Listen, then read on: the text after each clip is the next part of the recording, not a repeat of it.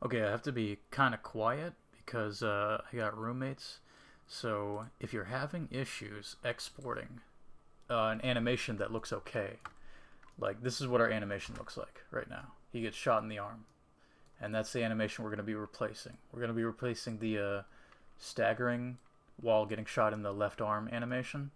So this looks okay, and if we go to export it, export as a KF, and then overwrite empty hit arm left.kf, you might expect the animation will look okay in the game.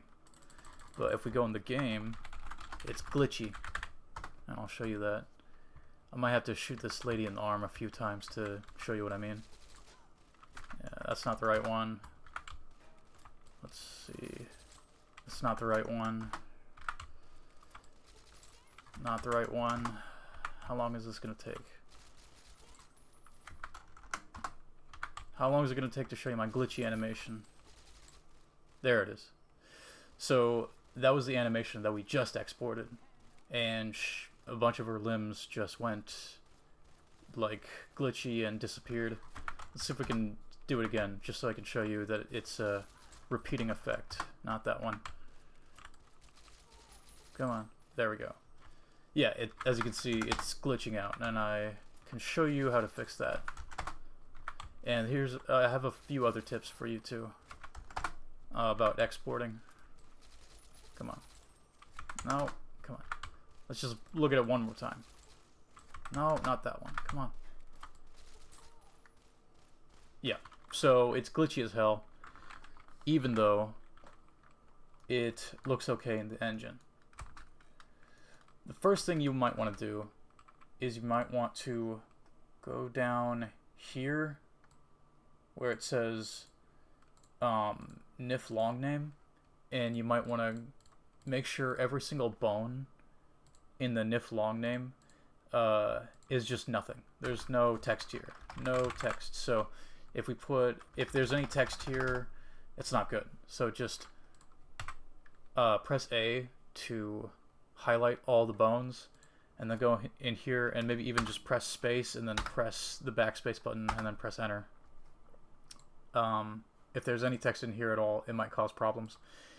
The next thing you might want to do is you might want to bake your animation, and the way that you do that is just kind of highlight all the active bones, which is all the bones in the dope sheet. Go to pose, animation, bake action, and then you don't need clear constraints. I don't think you need clear parents. You might need clean curves, I don't know. But you do need to put in overwrite current action. We'll just have all but clear parents check marked. So that's what it looks like when you bake an action. And it just inserts keyframes where there should be keyframes. And the last thing that you might want to do, if all of that fails, there's one more thing that you can do. And this is what actually spurred me on to make this video, because this is what I discovered was wrong with the animation I was working on. The problem was, and I don't know why this was happening, but the problem was there were gaps in between. Okay, first let me just tell you about this nifty little tool called the graph editor. The graph editor is kind of like the dope sheet, except you can kind of animate more granularly, if that makes any sense. So we've got a component here, which is like size on the y-axis, and then we've got a component here, which is like the rotation on this axis, and then we've got a component here. So you can actually manipulate in more detail, and basically you can manipulate the animation in higher fidelity. And the problem I was having was there's gaps in between some of these keyframes. As you can see, there's a gap between this keyframe and this keyframe.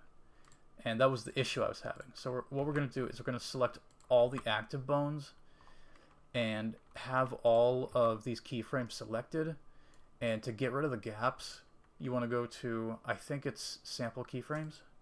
Yeah, so if I undo that, now there's fewer keyframes, now there's more.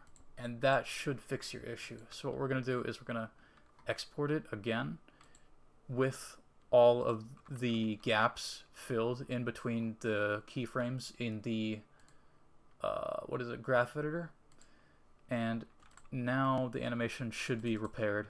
So that's the last thing you might want to try if you're having exporting troubles. So just kind of keep that in mind. Let's see if that works. Come on. No, not that one. Remember, it's a certain animation we're trying to summon. Come on. Let's see if I can do it. See, now there's no glitching out. Now there's no disappearing limbs. Now there's no stretching limbs. So what we did was number one, we made the nif long name. We reduced it to nothing, as you can see there. Is this visible, actually? I don't know. Okay, yeah, it is visible. We reduced it to nothing. Then we baked it by going into the dope sheet and highlighting all the active bones and going to animation, bake action. And then lastly, we went to the graph editor and we highlighted all the active bones. And if you want to have them all highlighted no matter what, even if none of them are selected, just press this button right here, and yeah. And then, yeah, basically just fill in the gaps in the graph editor, and you should be Gucci. There's one more thing I wanted to say. Make sure when you have a bone highlighted that the bone priority is correct. And it will be a different number depending on your needs. So just make sure if like a bone isn't like doing its proper animation, it might be set to like 20 or something. So it might be being overwritten by another active animation. So if that's happening, easy. Just set your bone priority to something higher.